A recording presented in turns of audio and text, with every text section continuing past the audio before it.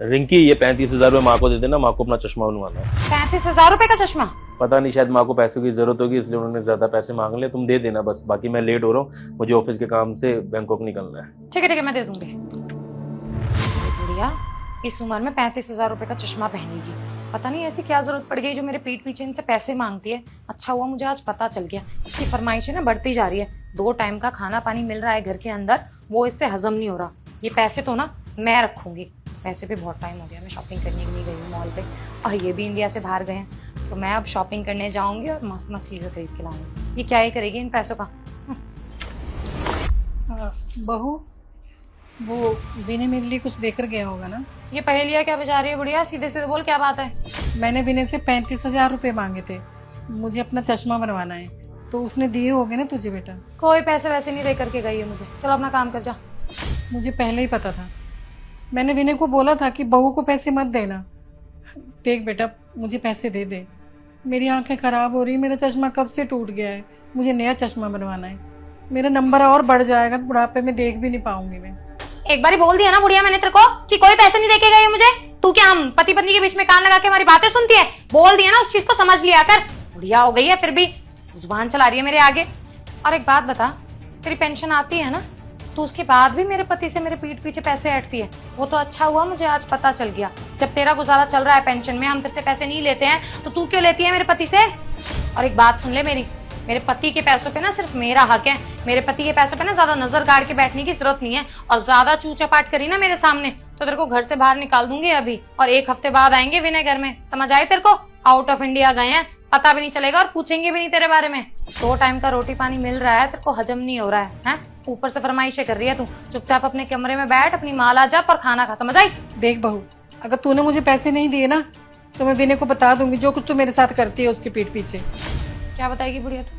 अगर तू ऐसा करेगी ना तो तू खुद ही फंस जाएगी, देखना। अगर तूने विनय के सामने एक शब्द भी बोला ना, तो तेरा वो हाल करूंगी कि तेरा मुंह भी नहीं खुलेगा। समझ आई? तूने आज अगर मुझे पैसे नहीं दिए ना, तो मैं विनय को सब कुछ सच सच बता दूंगी, जो कुछ भी आज तक यहाँ हुआ है। अब बहुत हो गया, ये नौकरों वाली जिंदगी अब मैं नहीं सहूंगी। मैं सब बता दूंगी अपने बेटे को, चाहे कुछ भी करना फिर तुम देखना। अभी तक तो मैं इसलिए चुप थी कि मुझे डर था कहीं मेरी वजह से तुम दोनों का रिश्ता ना खराब हो जाए, लेकिन अब चाहे कुछ भी हो मुझे परवाह नहीं है। मैं बोल दूंगी सब कुछ अपने बेटे से। बुढ़िया तो शायद भूल गई है कि विनय मुझसे कितना प्यार करते हैं। मैं जो बोलती हूँ ना वो ही करते हैं। अगर मैंने कह दिया ना कि तेरे को घर से बाहर निकाल के फेंके, तो चाय में से मक्खी की तरह निकाल के फेंकेंगे तेरे को बाहर। देखेंगे भी नहीं तेरी तरफ। फिर देखूंगी कौन सी मार, कौन सा सच बताएगी तू मेरे पति को। मेरा पति सिर्फ मेरी सुनता है और किसी की नहीं। समझ आई? विनय सिर्फ अपनी माँ की सुनता है और किसी की। अब विनय, तुम तो ऑफिस की ट्रिप पे निकल गए थे ना, क्या हो गया? कुछ भूल गए हो? मैं ला दूं? बताओ क्या हो गया? वैसे तो मैं ऑफिस निकल ही गया था, फिर मैंने सोचा कि क्यों ना अपनी बीवी की हकीकत देखता चलूं। और पता है रिंकी, आज मैंने क्या देखा? मैंने अपनी इन आंखों से देखा कि तुम सिर्फ अच्छा होने का दिखावा करती हो, लेकिन हकीकत में तुम बिल्कुल अच्छी इंसान हो। तुम मेरी माँ को, मेरी फैमिली को कभी अपना नहीं मानती। तुम हमेशा भेदभाव करते हो मेरी फैमिली और अपनी फैमिली में। तुम खुद ही बताओ ना, तुम्हारे लिए क्या नहीं किया मैंने? तुमने जो मांगा ना तुमको वो लाके दिया, और बदले में तुमने क्या किया? मेरे साथ विश्वासघात किया। अरे तुमने तो मजाक बना के रख दिया हमारे रिश्ते का। तुम्हें पता भी है मेरी माँ कितना विश्वास करती थी तुम्हारे ऊपर?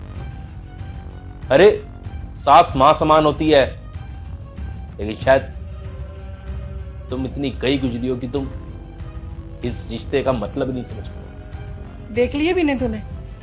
तेरी भी मुझे नौकरों की तरह रखती है तेरे जाने के बाद, घर का सारा काम करवाती है मुझसे। माँ, मैं समझता हूँ आपकी दर्द कि आज मैंने अपनी आंखों से देखा है जो रिंकी आपके साथ देखा है। पर माँ, मुझे एक बात का दुख बहुत होगा, आपने हाथ से पहले रिंकी की हकीकत मुझे बताई क्यों नहीं? बेटा, मैं डर गई थी। ये मुझे धमकाती थी कि अगर मैंने तुझे कुछ भी बताया ना, तो ये मुझे घर से बाहर निकाल देगी या ये वृद्धाश्रम भेज देगी। अरे आपका बेटा जिंदा है और वो आपका बेटा रहेगा, इसका पति नहीं। अगर आप एक बार पहले मुझे रिंकी की सच्चाई बता देती ना, तो फिर इसे पता लगता कि आपका बेटा आपसे कितना प्यार करता है।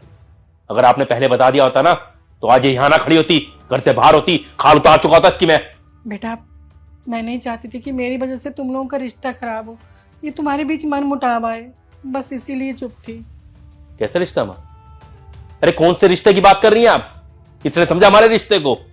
अरे रिश्ता वो होता है जहां पे एक पति पत्नी के परिवार वालों को अपना समझता है, एक पत्नी पति के परिवार वालों को अपना समझती है।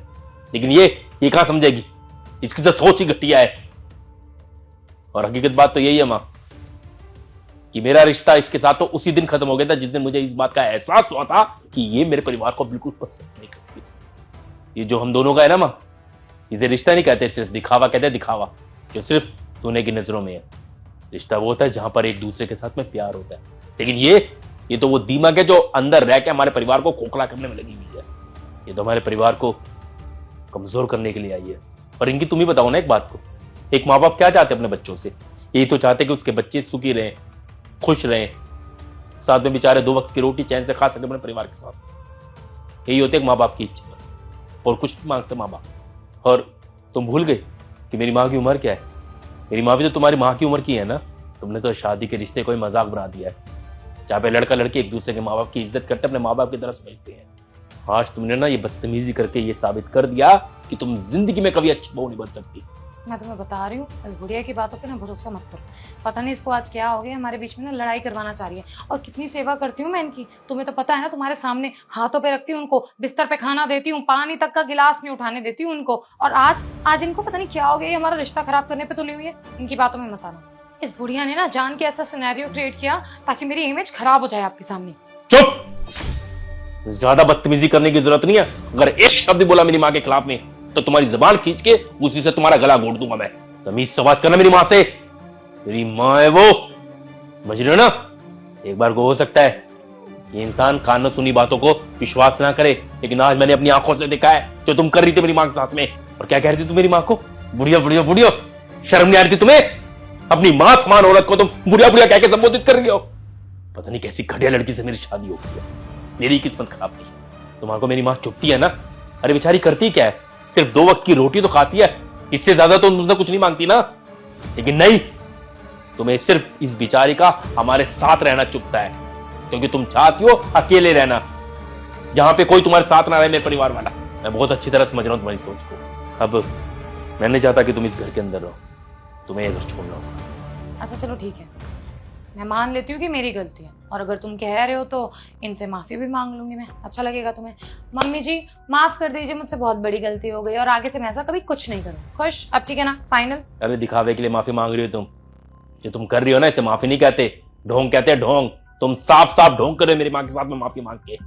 और तुम्हारी जैसी लड़की के लिए ना सिर्फ एक ही इंसाफ, अब तुम इस घर में नहीं रह सकती, ये दरवाजा और बाहर निकलो यहाँ से। तुम गलत समझ रहे हो, मैं सच कह रही हूँ। मुझे गिल्ट है, मैं पछतावा कर रही हूँ अपनी गलती पे। मम्मी जी आप कहिए ना इनको, ये तो बहुत ज़्यादा ही गुस्सा हो रहे हैं मेरे ऊपर, प्लीज़ आप समझाइए। मैं क्या समझाऊं अपने बेटे को? उसने सब कुछ अपनी आंखों से देखा है और तुझे ना तेरे कर्मों की सजा मिल रही है। ये जा यहाँ से अब तू। विनय देखो, मम्मी जी मुझसे गुस्सा है मेरे बिहेवियर की वजह से, लेकिन तुम तो समझो ना, मैं तुम्हारी बीवी हूँ, मैं वाइफ हूँ। लोग क्या कहेंगे, सोसाइटी वाले कहेंगे कि विनय ने अपनी बीवी को घर से बाहर निकाल दिया। प्लीज ऐसा मत करो, I am really sorry.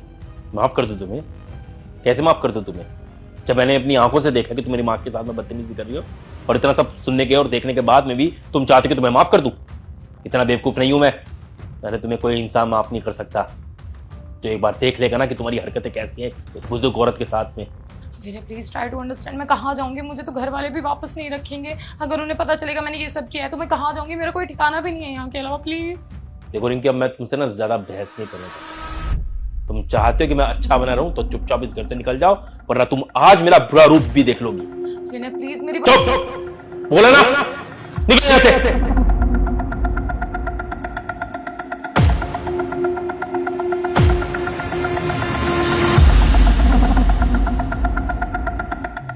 Hi guys, video को देखने से ज्यादा जरूरी है वीडियो के मैसेज को समझना, और उम्मीद करते हैं आपको वीडियो का मैसेज तो समझ में आया होगा।